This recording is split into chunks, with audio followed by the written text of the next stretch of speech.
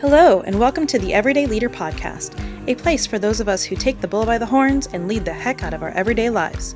I'm your host, Kat Rippey, wife, mother, and CEO of Energize Leadership. This podcast is for everyday people, just like us, who tackle life to make the most of it and to make a real difference. Life looks different for each of us, but we all have good days and bad days, and we don't always get credit with bold newspaper headlines or celebrity status. Every week, I'm bringing you everyday leaders who take leadership seriously, whether at work or at home, and everywhere in between. Tune in for life hacks, personal insights, and a good time. Hi y'all! I wanted to bring up an important topic today for leaders that really isn't discussed very much. There's an endless supply of opportunities for leaders to learn and grow, conferences, development programs, books, you name it, yet we rarely discuss why it is so critical and what kind of opportunities you should be strategically seeking out.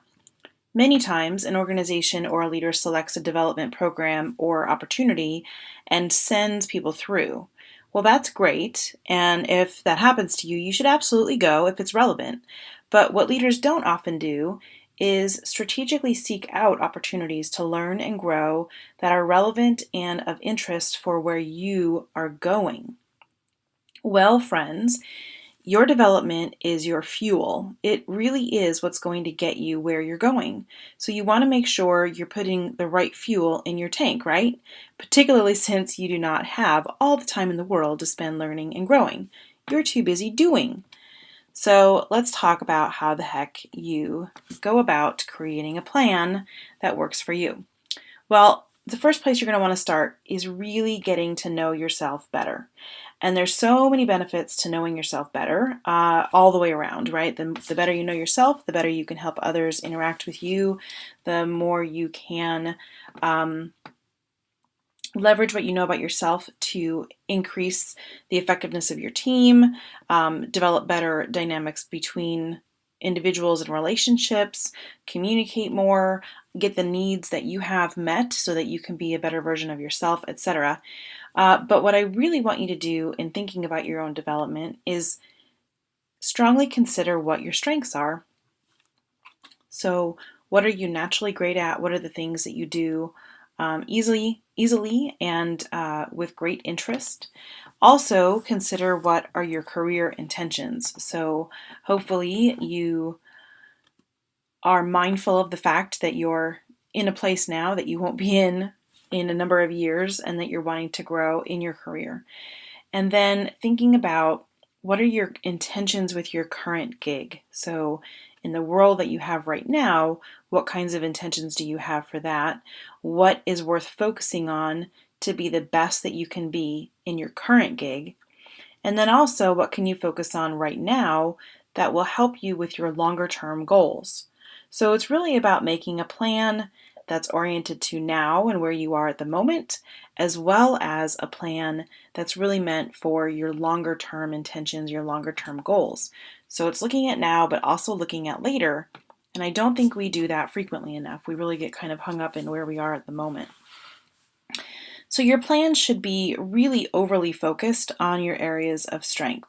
So yes, I know there are always opportunities for improvement and getting better at things that maybe we aren't so great at, but many of those weaker areas can really ultimately take care of themselves on their own if you're focused on the right things in the first place. So you want to work and grow in the areas where you naturally excel. If you think about Michael Jordan, so he's my example because I grew up in Chicago, and while he was a major part of my childhood, but really any great sports player will do here for this example. But if MJ had never picked up a basketball, he would never become who he is, right? Had he not practiced with that basketball and devoted his life to it, we wouldn't really know who he is.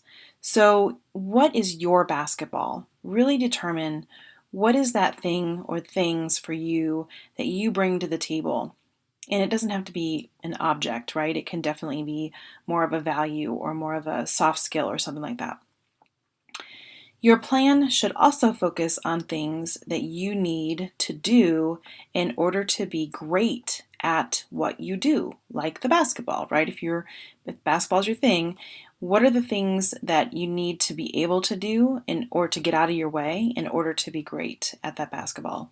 So for me, I had to get better at delegating in order to get things off of my plate so I could focus on my areas of strength.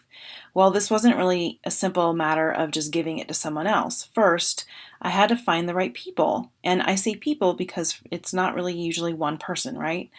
Then I had to really help that person or those people grow into their roles effectively.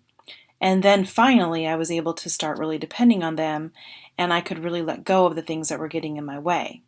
So now I'm able to really focus a lot more on my areas of strengths, but in order to get to that, I really needed to learn more about hiring right and about how to really delegate effectively and kind of build the right kind of talent that could take on some of those things for me. Then at this point, you'll want to take a look at additional insight that you have or feedback that you've received about your current role or the current things that you're doing and where you do have those opportunities to improve. So first you really focus on those strengths and on kind of carving out what you need in order to focus on those strengths. And then you start to look at,